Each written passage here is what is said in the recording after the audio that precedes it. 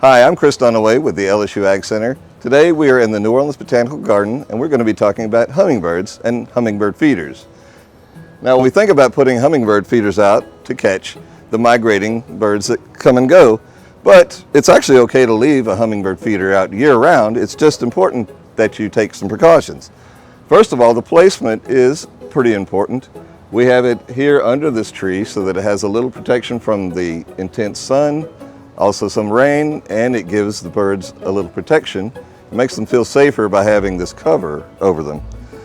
The nectar that we use inside does not have to be red. In fact, I prefer to make my own and keep it clear, but it is important to have a target. The birds are attracted to the red like it was a flower, so they're going to come and they know to feed here.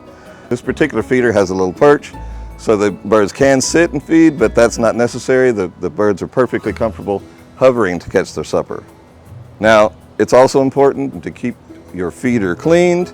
You should pick a feeder that you can take apart really easily and empty out the old nectar and make sure that you can give it a good cleaning.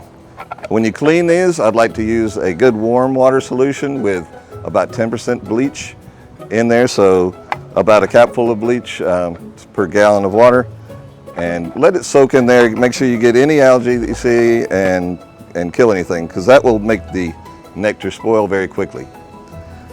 You can buy store-made or pre-packaged nectar or ready-to-make nectar, but it's easy to make your own nectar using a simple sugar solution of 1/3 cup of sugar to 1 cup of water. It's a good idea to boil that and make sure that the sugar is totally dissolved, but do allow the solution to cool before you put it in your feeder, or at least put it out for the birds.